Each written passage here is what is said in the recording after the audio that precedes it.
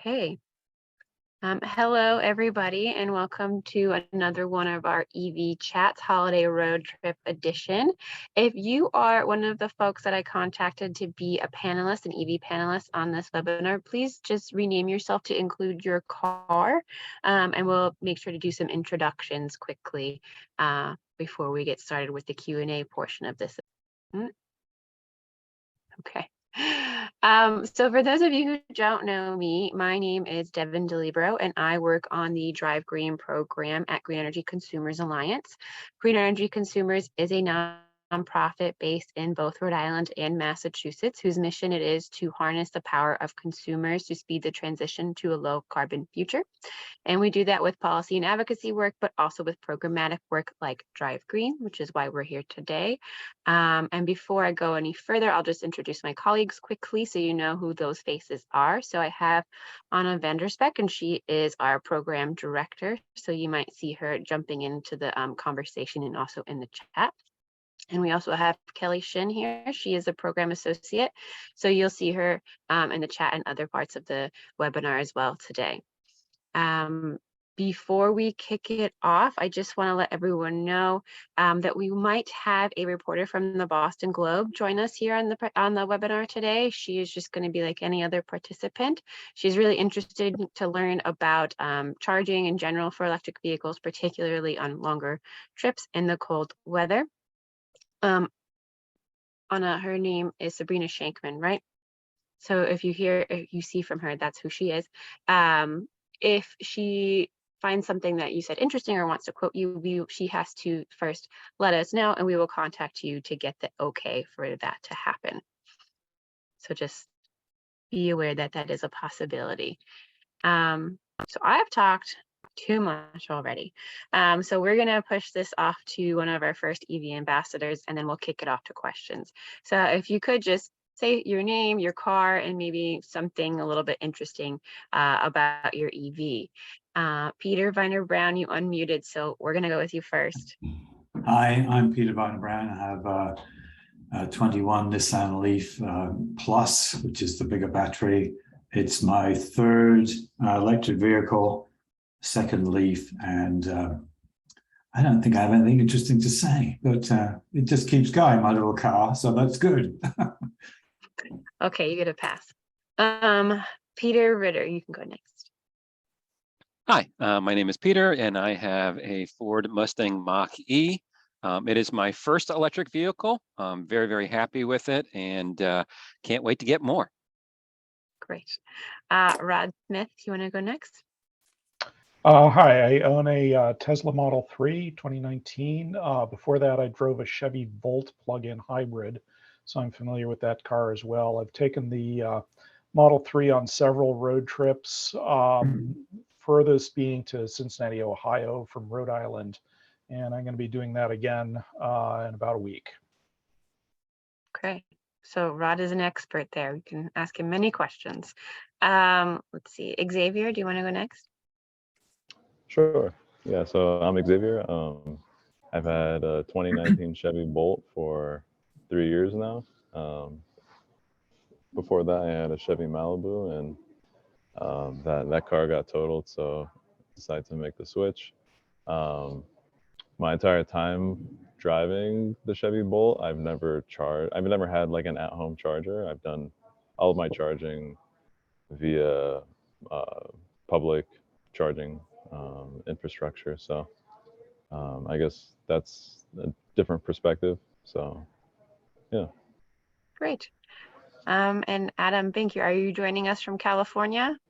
I'm joining you from California. The photos behind me show how much we're world travelers. I drive a Tesla Model Y. Before that, I had a Model 3.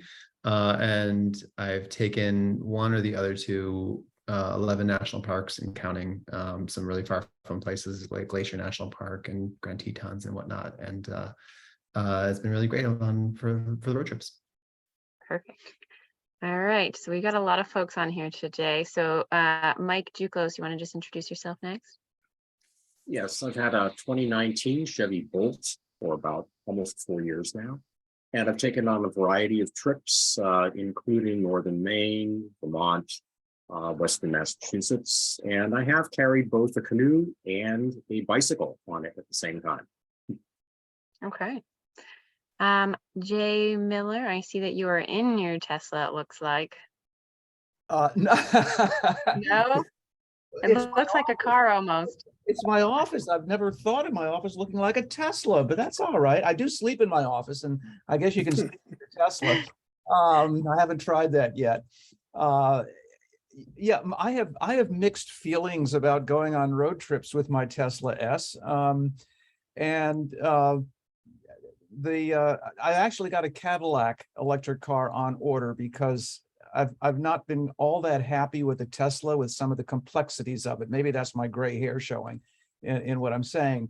But I miss some tactile things about a car. I collect old cars, so I've got a Stanley Steamer. We're going back to steam. No, I don't think so. But the Cadillac is supposed to have something that is a little more traditional in its outlay, so I'm hoping that will be the case. I'm not a fan of Elon Musk either. Oh, That's okay. It is a-okay. Okay, I think we've got like 2 or 3 more people, so we'll just go ahead. So Glenn, you want to introduce yourself? Yeah, I'm Glenn. I live in Greenfield, Mass, and I have the first version of the fully electric Kia Niro, which we've had for 3.5 years.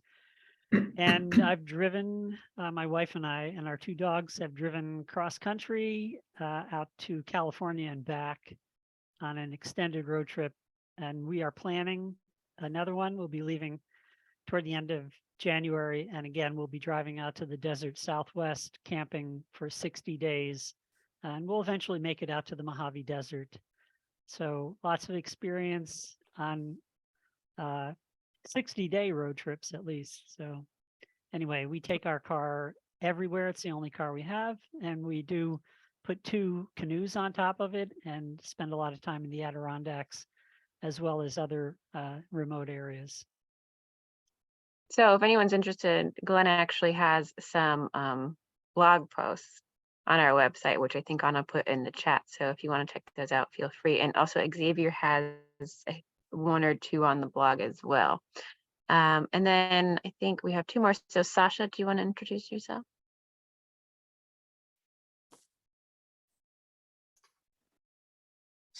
There we go. Sorry, I was muted. Yeah, I'm Sasha. I've had a VW ID4 for almost 2 years now. Picked it up when they were first available, and it was sort of a choice between that or RAV4 or CRV. And with the rebate and everything, the ID4 only ended up being a little bit more expensive. So it was kind of a no-brainer. Was a little tricky because I lived in an apartment at the time. So getting a place to charge was interesting. But I've taken it on multiple road trips as far as DC in the winter. And that's been done with, just 1 charging stop from here down to the DC area. So happy to talk about that. Went pretty smoothly with Electrify America. Great. And Lawrence, do you want to round us out, or another person from California? Yeah, so currently I'm driving a 2019 Chevy Bolt in the San Francisco Bay Area. And before that, I had a leased Chevy Volt with a V, which is a plug-in hybrid, for 3 years. I also have an electric Boost bicycle. So at the moment, we're on a 1,000-mile trip down to San Diego and back up, so I'm in a hotel room.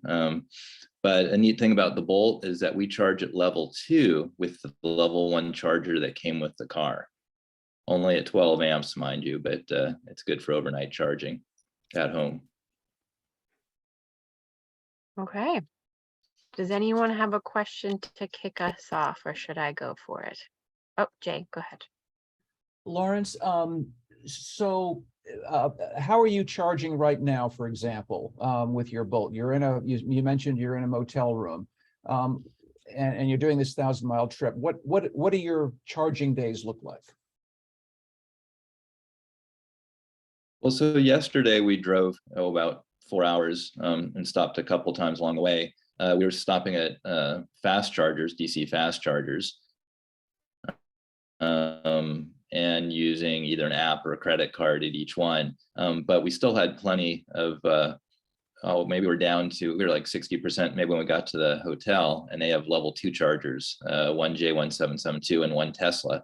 And we do carry a adapter, a Tesla tap. But we went ahead and used the J1772 and charged for about 4 hours, took us up to 95%. And since we aren't going to be driving it much for the next couple of days, I figured we wouldn't charge it all the way to full, give the battery a break, but we'll probably charge it to full right before leaving on the level 2 charger, because it's free and available here. Doesn't get much use. Thank you. Okay, so this is a question I had from one of our last webinars, but I feel like, Glenn, this is the perfect question for you, and I wanted you there at that last webinar. So we had someone who wanted to do some long road tripping overnight and potentially like sleep in her car, and it was going to be cold. Do you think that's a good idea? Is it doable to sleep in your car when it's cold, when you're like camping?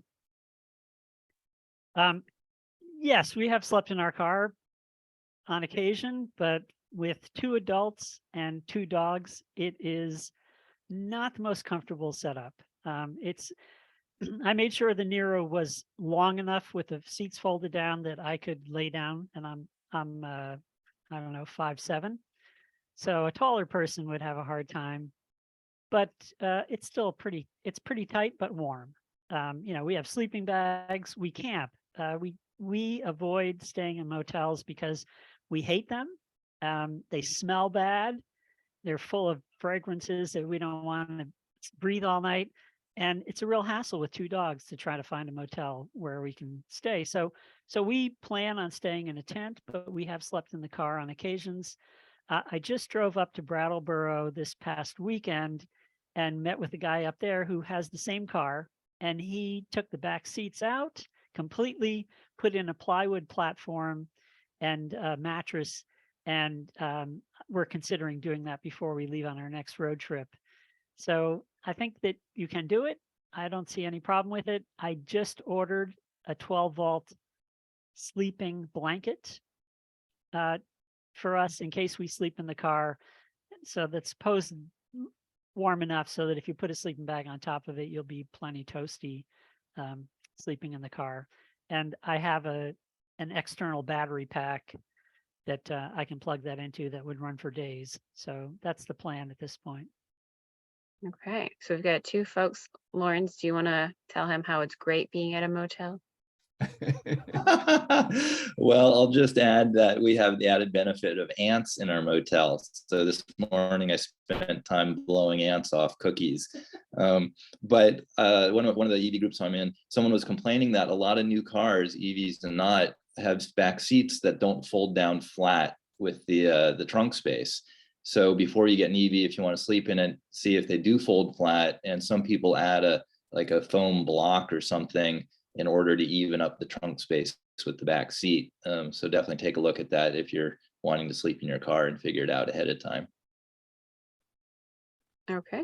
All right, Peter Ritter, you're up next. Yeah, somewhat related. I know that some people are worried about maybe getting stuck in their car.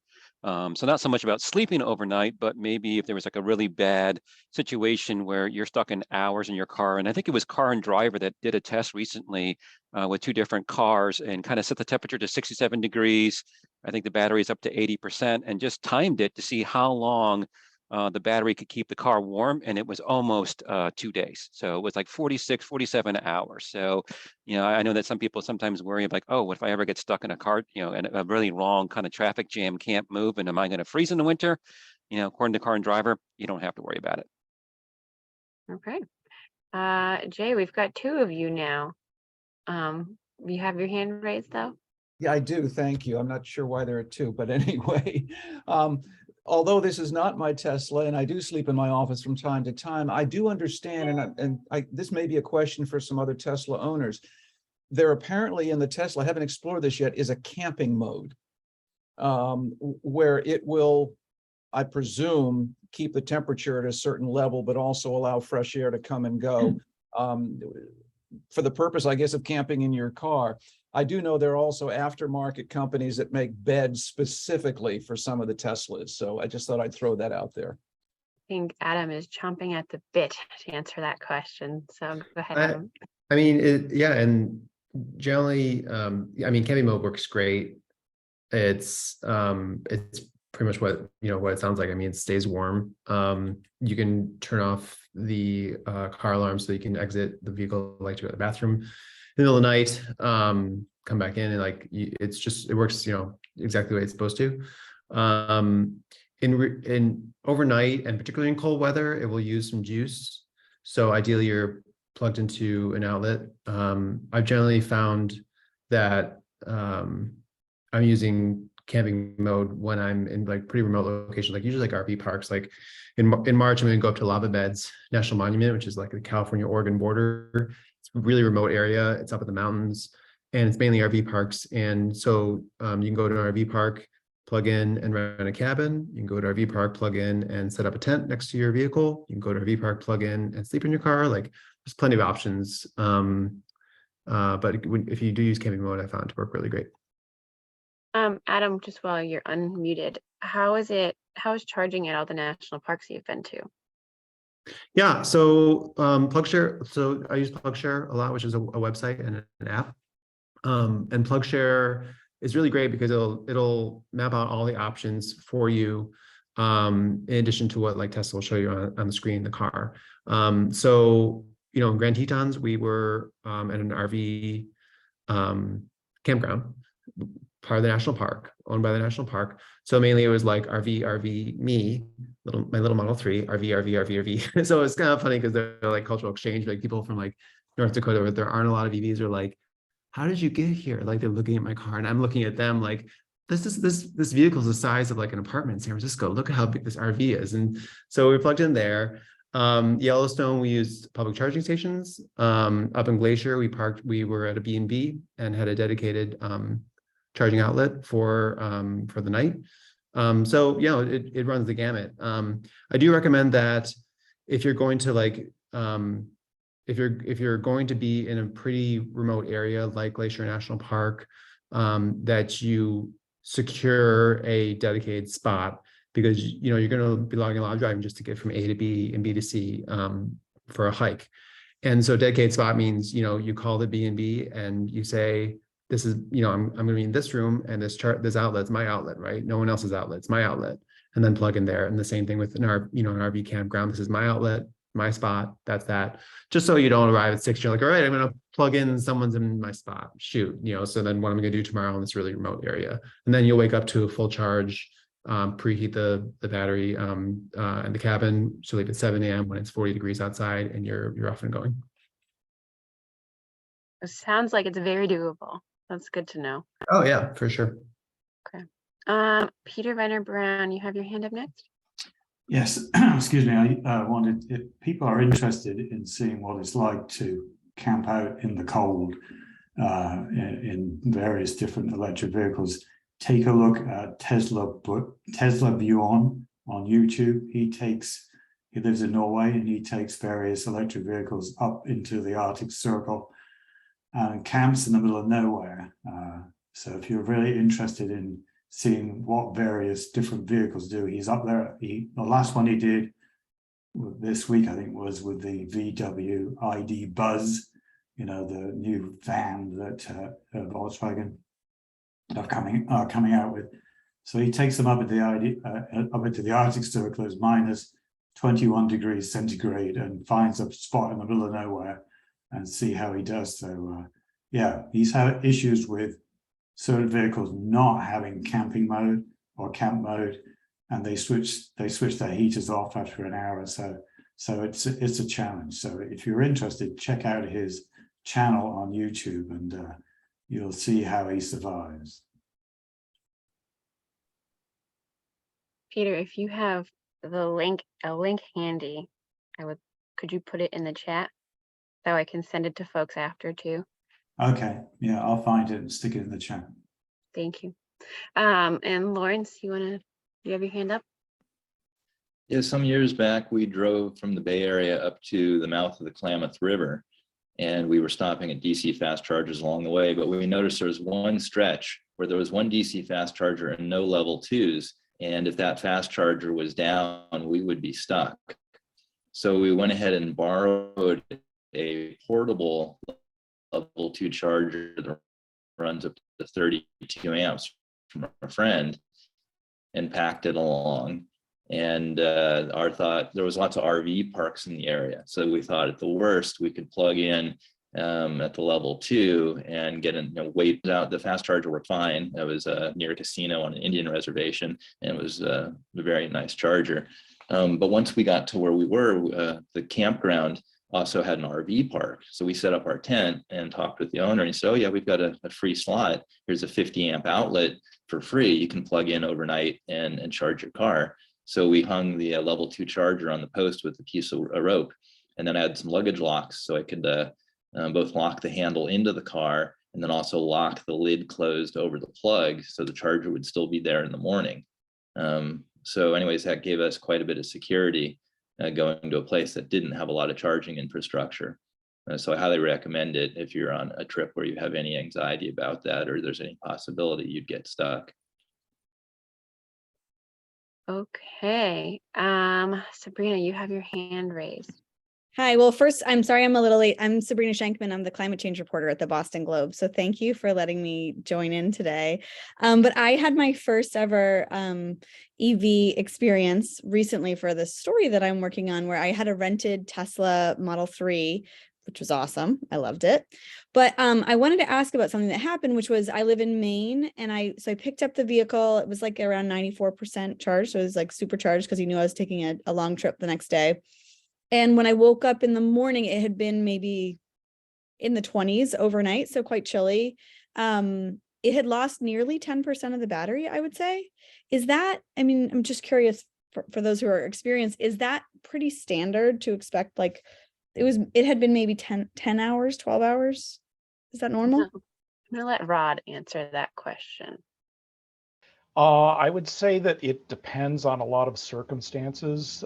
There are certain features in Tesla that consume a lot of power. So there's one called Sentry Mode, for instance, which is a security system. And if you leave Sentry Mode on and the car is not plugged in any place, then it will lose some charge. I've forgotten the exact amount. It wouldn't account for, I think, the 10% loss you saw overnight, but it could be a good chunk of it. And then there are also modes that deal with heating or cooling. So if it's very hot out and you have cabin overheat protection on, then it'll run the air conditioner to cool down the cabin.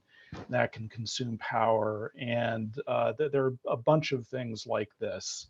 And if you own a Tesla and you're seeing that sort of thing happen, then I would say go to a Tesla forum and ask about it, or read the manual.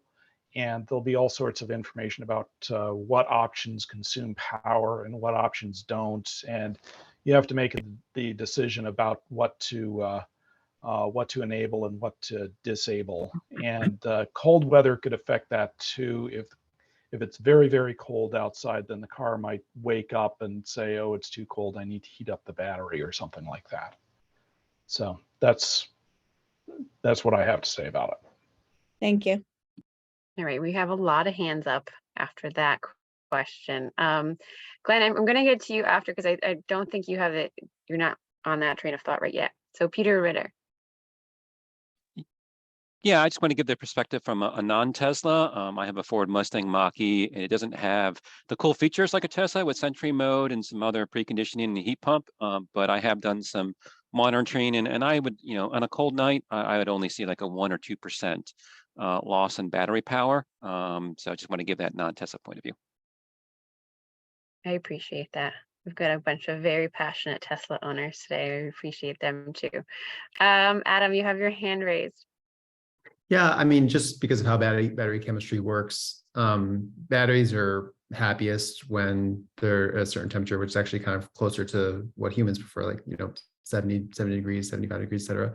So to keep batteries at that temperature and prevent damage, the car will automatically use some juice to keep the battery warm overnight. So when it drops to 20 outside, your car is saying, oh, I have to protect my battery, so I'm going to pull some battery from some juice and keep the battery warm, which leads to range loss. Step one would be to minimize that by, if you don't need Sentry mode, turn it off. You shouldn't need dog mode overnight, but things like that, turn it off. Step two would be to keep it plugged in overnight. And I know some in the chat, Anna had mentioned that they probably hadn't had it plugged in overnight. That's quite likely. And then step three is to, if it is plugged into, precondition the car so that in the morning you're leaving at 7 a.m. battery's warm because it's using electrons from the outlet. The cabin is warm, so you have a nice toasty seat because it's using electrons from the outlet. And then you leave with a full battery whenever that's possible to keep it plugged in overnight. Okay. Bruce, another Tesla owner, you're up next. Yeah, I have a Tesla Model S and just wanted to mention that in general, if you use the seat heater, the resistance seat heater, that uses less energy than if you use the air conditioning system, to heat up the car. Great. I'm just going to jump to another non-Tesla owner just for a second. Xavier, someone who lives in Colorado. Does that happen to you often? Yeah. I'd say I'd notice something on the order of 10% loss in terms of like overall range. Driving in the winter versus the summer. As far as like how much you'd lose overnight, like it's much less, but like in general, large swings in temperature like that definitely drive like large performance deficiencies like that. So that's what I've seen. Like, so my range is like 250. On ideal conditions, I'd probably see something on the order of like 220, maybe even less than that on a cold, bitterly cold winter day. Okay, and Jay, you're gonna wrap us up on this topic, then we're gonna go to Glenn. Thank you, Devin. Hopefully this is a question not just for Tesla owners, but for everybody. I presume, maybe it's a faulty presumption, this may be the same across all cars. But Rod and Adam referenced how the health of the batteries depends to some degree on temperature. So if it's particularly cold out overnight, do most of our cars come on automatically with an automatic setting to keep the batteries at a certain temperature, or are those typically in a setting that the driver must set in order to have the batteries protected in cold weather? I can reply to that. Yeah, there's nothing you need to do. There's nothing you need to remember. The car's software is automatically programmed to protect the battery by turning on by sucking electrons from the battery, keep the pack warm. Great. All right, Glenn, thank you for being so patient. It's your turn. Oh, no problem. I would go back to the portable charger issue that was raised, and I bring a level 2 charger with me and plug in at every campground. As a matter of fact, we only book reservations at campgrounds that have a 50 amp RV connection, the NEMA 1450 outlets. But I also bought I'm not a salesman for Max Green, but we bought a Max Green charger that came with 5 different adapters to allow it to plug into the most common, like a electric stove outlet, a clothes dryer outlet. No matter what kind of outlet you're likely to run against, up against, we could plug into that, and that charges our car battery overnight. While we're sleeping, we leave the campground with a full battery the next morning, and that's how we've figured out how we can make it to some of the most remote places that don't have chargers. So if we're doing just a day trip, we just leave with a full battery. And typically when the weather is nice, our range is right around to 280 to 300 miles. And so we can drive up to the Grand Canyon and back, even though they do have chargers, public chargers at the Grand Canyon National Park. But that's, I think, a key part of our ability to travel the way we do is bringing our own level 2 charger with us and plugging in. On our last trip, we stayed at 22 different state parks across the country. Now, our trip coming up in January, it's going to be a little bit different because most state parks are closed in the north, and it won't be until we get down around the Carolinas, further south, where the parks will be available for charging. So we're going to have to figure out something else to make it down there for a couple of days, but that's a minor inconvenience. And if anybody is interested in Glenn's trip, he has volunteered to write a blog for us, and he also has his own website. And Glenn, are you going to be posting like as you go, or is it going to be at the end? I'll put the address for our website where we talk about a lot of the trips, which also has the links to the Drive Green blogs that I've written as well. So I'll put that in the chat. Great. Anna, go ahead. I just wanted to jump in with one clarifying question, because when we say level 2 charger, a lot of us will be picturing a thing that is attached to a wall or to a post that looks pretty non-mobile. So can you explain for those who aren't familiar with the concept of how do you bring a level 2 charger with you?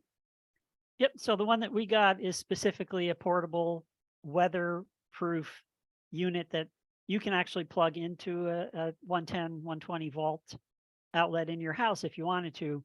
But we mostly look for the 240 volt outlets at campgrounds, which has to be a 50 amp circuit. At home, I ran my clothes dryer outlet to the outside of my house, put it in a waterproof box, and I plug into that because we never had an electric dryer in our house. We have a clothesline. It's solar powered, wind powered. So I just rerouted that wire to the outside of my house and we plug in there. And that's, I didn't have to pay anyone to do that. It was pretty simple to do. So that's the thing. And there are a few different brands, but I bought the one that came with the adapters as part of the package, which I have used those adapters on several occasions. I mean, I always use the one for the NEMA 1450 RV connection, but I've used other adapters as well. And it was pretty affordable. I can't remember how much it was, maybe a little bit over $200 for the whole package. Great. We have Mike Duclos. You have a comment?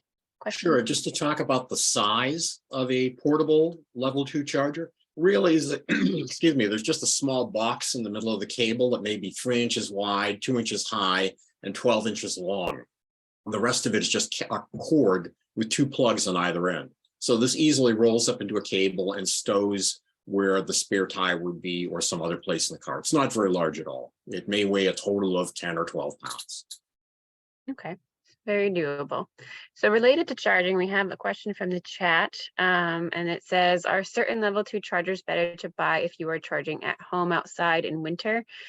They say, I've seen chargers that stay attached to the wall outside, but wonder if folks can recommend a charger that can be kept in the car. Rod, I was going to call on you anyways, so this works out. Okay, yeah, there are some weatherproofing standards you can look at.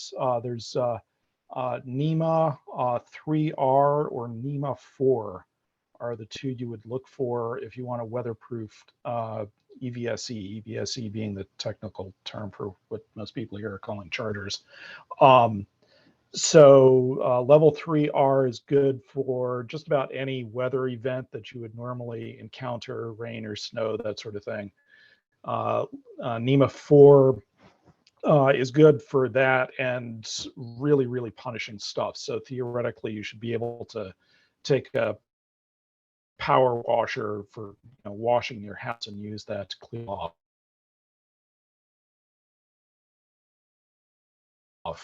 Now, most cars come with EVSEs, and those are usually not officially weather rated.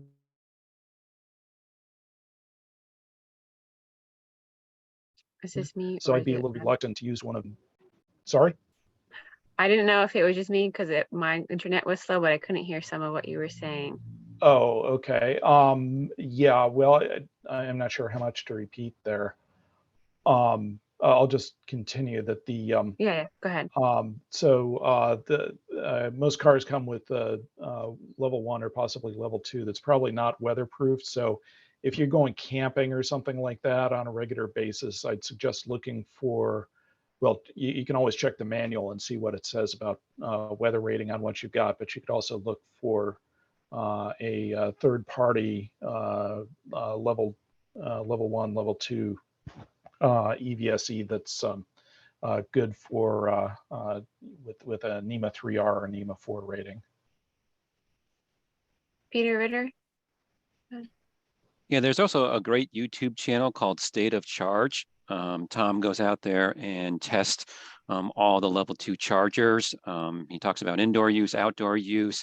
He even does a cool thing where he takes the cord that goes from the charger into your car and puts it in a freezer for many hours, and then kind of gives you the feeling of how flexible that cord is during the winter. So if you are charging outside, your cord might freeze and it could be a little bit more difficult to get it into the car. But pretty much any charger that you might be considering, I'm sure you can find a video on State of Charge to give you a good review of it.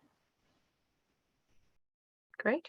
I'm just going to go to the chat for a second. We've got another question on charging, but this is more on public charging. And so has anyone noticed a trend lately of public chargers in disrepair? I've had to change my charging habits both around Boston and while visiting family in Maine because my regular chargers aren't functioning. Lawrence, you want to take a stab at that? Yeah, we had, I guess, a news outlet do a survey of chargers. Just run around and look at them in the Bay Area, and they found about 25% of them, the public chargers, weren't working. And just little bits I've heard from other parts of the country sound like that's fairly standard. And so charger reliability has kind of come onto the radar as an issue that needs to be addressed as more and more people adopt, and people are willing to go further and further where there might not be charges often enough, especially for the older vehicles like Leafs that have lower range than something like a Tesla or a Bolt. Okay. Rod, go ahead. Yeah, I haven't seen a lot of this personally, but I have been seeing comments in the EV community about this issue. And it looks like some of the network providers, especially Electrify America, seem to be having problems with keeping their machines in repair. Some of this has been attributed to problems getting parts because of lingering COVID supply chain issues. So hopefully it'll improve soon, but it's anybody's guess what's actually going to happen. I feel like this is just a good point to highlight. There's this really cool company called Charger Help that just started within the last couple years, and their main focus is like going out to repair charging stations. They're only in a select few cities, but hopefully you'll see more and more of them as time moves on. But Xavier, I think you had your hand raised first. I think Lawrence's was raised first, but I think it stayed on, right? Yeah. Okay, that's okay. Yeah, I would just like to echo the points that other people have made as far as hopefully the status improves. But anecdotally, I recently drove out to Arizona, and it was a bit nervy as far as like finding, because like there's along like the major highways, you'd find like a station like every like 100 miles or so. So there aren't many options as far as like stuff in between that. So the ones that you're getting is like, that's what you got to rely on. So as like stations are sort of in repair and all that, I think the key point that I would bring up is like, just make sure that you're diligent about like sort of looking beforehand, like what stations are available and what the status is before you get there.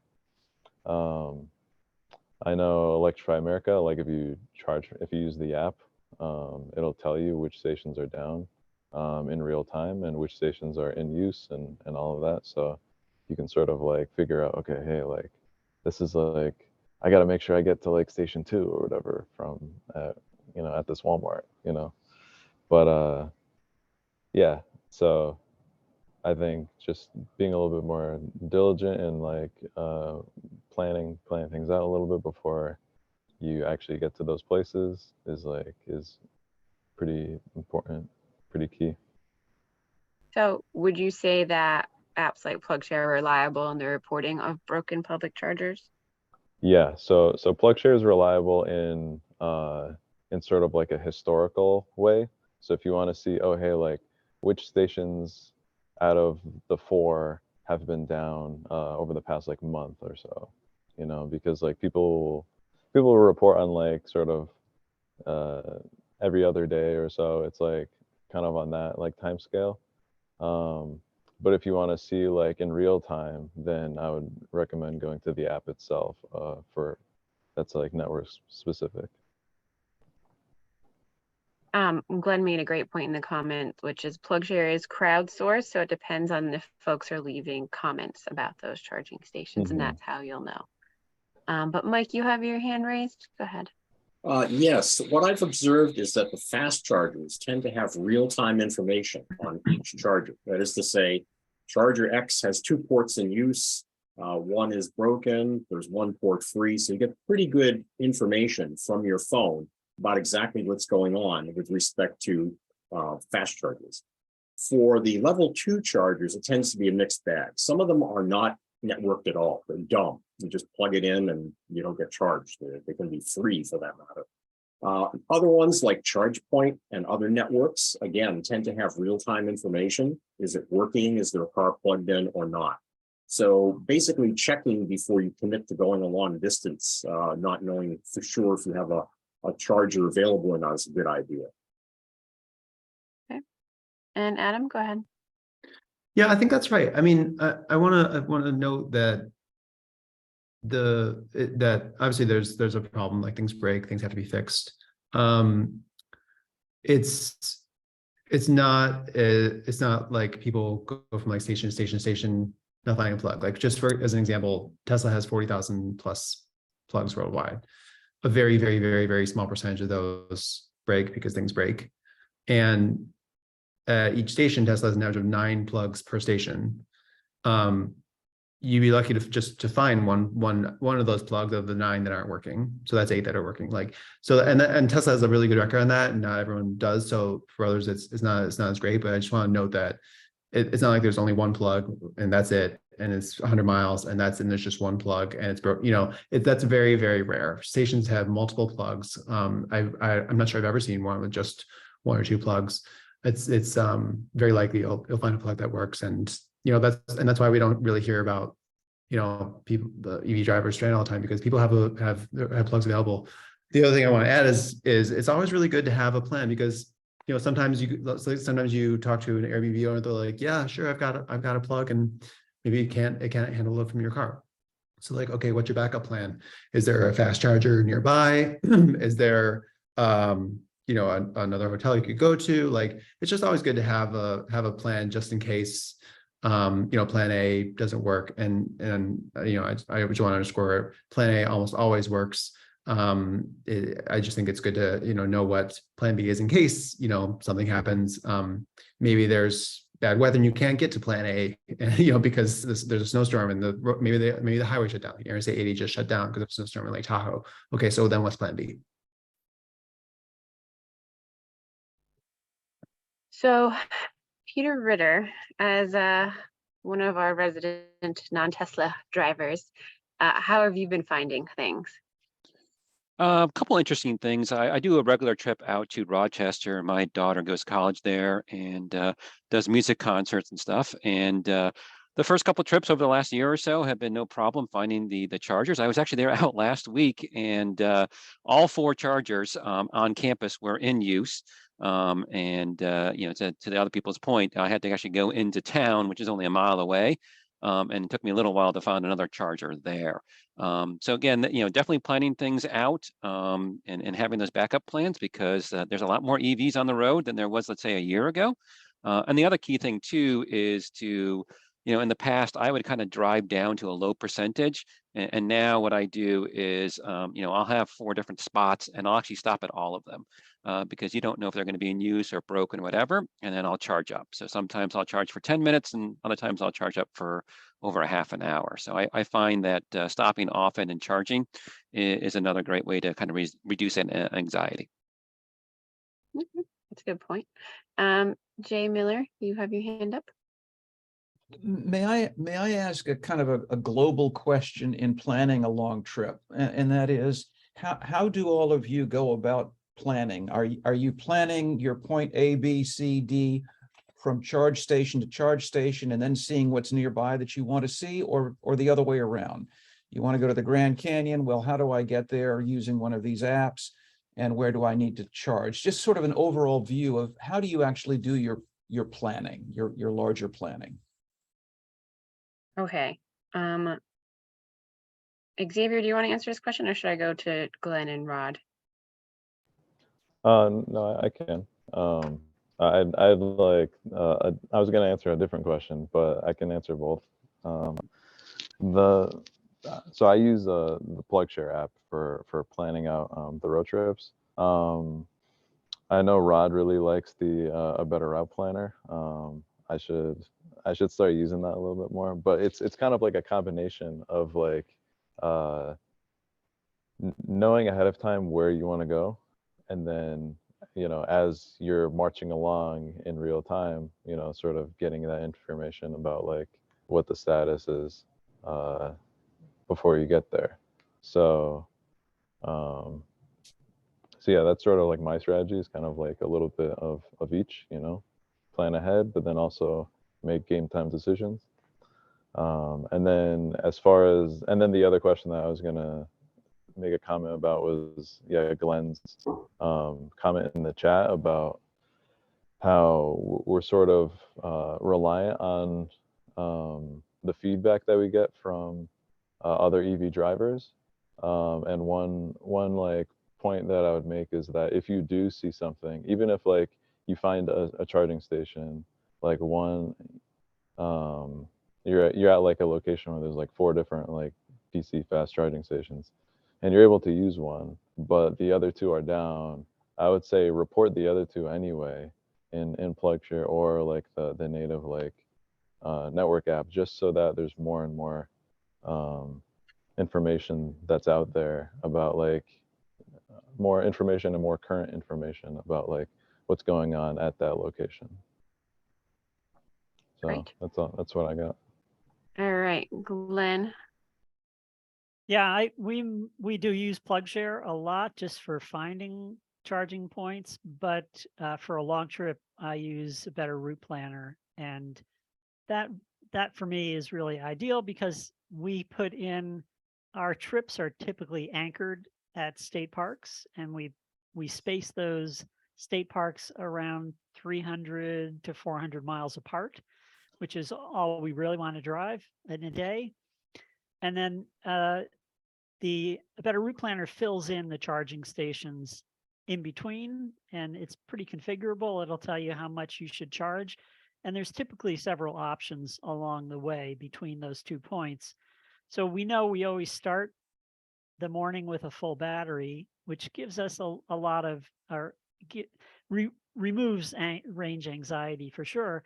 But then we start typically at lunch time and plug in somewhere, and then we pull into a campground with 100 miles or so left at the end of the day, and the battery's full in the morning. So that's how we do it, and I think it's a combination of using multiple apps that makes it possible. I don't think any of this would work without a smartphone. It's just the way everything is set up right now. You really have to be connected and have access to the information if you're going to be traveling, especially in places where you just don't know. You have no idea what's ahead, but you can get a glimpse of it through the crowd-shared PlugShare app, and then stick to a kind of plan with your trip mapped out ahead of you with a Better Route Planner. Okay, and then Rod, you want to give us your answer? Yeah, sure. So my first road trip in my Model 3, I think I overplanned it. I went with I looked at what a better route planner said and the Tesla routing app and all this, and I spent more time than was necessary really planning it. And a better route planner is great for getting the overall route and suggested stops, but I don't think it's necessary to like stick with its suggestions, in an absolute sense. Today, I'm more likely to get in the car and just start driving, at least if it's on a route that I've driven before, like my regular road trip to visit my sister in Cincinnati, and that works reasonably well. It's not quite as carefree as driving a gas car because you can't count on a DC fast charger at every exit the way you can count on a gas station being at every exit. But it's pretty close, especially in a Tesla, which has excellent navigation software that will direct you to the nearest supercharger if you need to charge. Now, that said, I do drive a Tesla Model 3, and Tesla has some of the best network for DC fast charging, the supercharger network, and the Model 3, mine's a long range rear wheel drive version that has over 300 miles of range. So that's working really well for me. If I were to attempt a longer road trip in something with, say, 150 miles of range, then it would be much dicier, and I'd be much more careful about planning where I'd stop. Okay. So I'm going to switch to a question from the chat, and it's more specific to us New Englanders. So given the time of year, does anyone have any experience taking their EV up into New England ski areas? Do you know of any areas that have destination chargers? We have any skiers over here? Are we all athletically challenged like me? Oh no, Sabrina and Xavier. Sabrina, go Well, first. I'm not really here to chime in this capacity, but I will let you know I am a Sugarloaf skier, and they do have chargers there. I believe they're only Tesla chargers, but there's a bank of them right up in one of the parking lots, maybe 1 or 2 rows down at the resort itself, and there's maybe 6 plugs, maybe more, something like that. Okay. We've got Xavier, go ahead. Oh, I'm not a big skier, but a big hiker, and I just remember from my experience that Vermont was always a lot more had a lot more options than New Hampshire as far as like getting out into the mountains. So that's kind of my perspective. Okay, and then Gail, you have your hand up next. Hi there. I go to Vermont frequently, and as Xavier mentioned, Vermont is much better than New Hampshire. New Hampshire, I had a really sticky situation because just when the cold weather comes, I do not have a Tesla, I have an ID4, and had gotten kind of used to the fact that I could zip up to the Montpelier area. And then with the cold weather, and it was particularly windy, I just saw my, capacity dropping. And New Hampshire has nothing or very little. So I liked that comment about having a backup battery somewhere in your trunk, because and the rain was coming down to the extent that when I finally did get a charger and it was broken, it was Electrify America, and it was broken, and I couldn't swipe, I couldn't phone because the water was, it was just ridiculous. So better planning on my part. But I do know in the Mad River Valley area, there are plenty of chargers once you get off the highway. But in New Hampshire, you really have to go through the whole state until you get to Lebanon and White River Junction to get any chargers. Okay, Glenn. Yeah, it may not be too exciting, but Berkshire East, which is a little ski area in Charlemont, Mass, Western Mass, that's the only level 2 charger in the town, and it's at the Berkshire East ski area. It's a charge point charger. I've used it before when I used to work out that way. So that's one small ski area. Okay, and Rod, go ahead. Okay, I was going to say that if you're going to a particular destination, whether it's a ski resort or any place else, you might want to pull out the PlugShare app or check their website and see what's available in charging there. So rather than talk about generalities like Vermont's better than New Hampshire or whatever, you can see what's at the place where you want to go. And if you're considering two places, that could be a deciding factor even in your trip. Okay, so we have 5 minutes left. Does anybody have any burning questions that we haven't answered yet? You can unmute. Okay, Lyndon, go ahead. So I'm not of the Tesla community, but I've read that a non-Tesla with the appropriate adapters, physical adapters, can hook into Tesla stations. I've tried that once and it doesn't work. So am I listening to myth or truth in that story?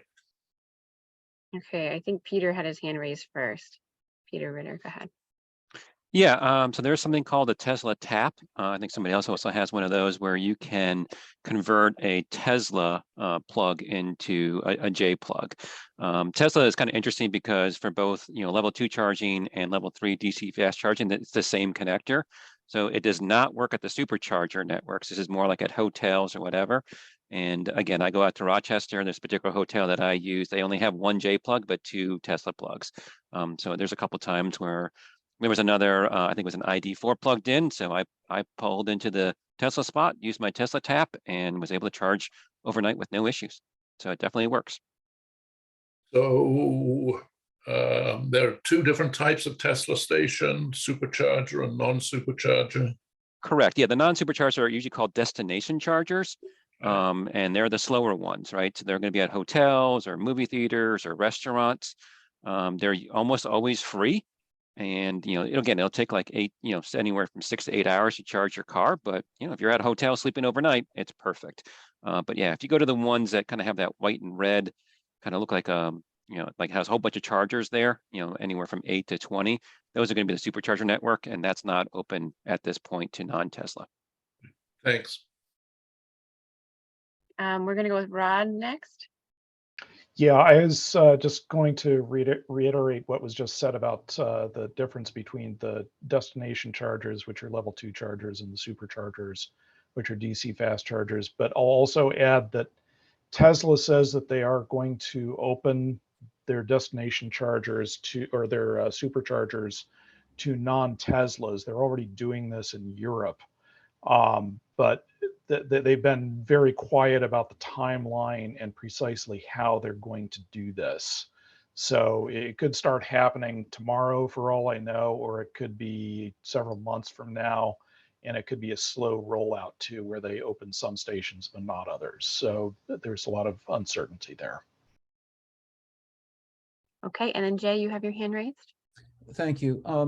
Tagging on to Lyndon's question. So whether it's a Tesla owner or a non-Tesla owner, what should we, when we go cross country, have in our trunks as adapters in order to fit into just about anything that we may need along the way? Glenn, you have to have an answer to that, right?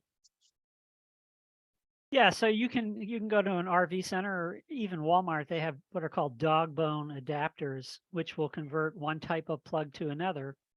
And like I said, I think 6 different adapters that go from a NEMA 3-prong plug to all the different 240 amp service plugs that you're likely to find.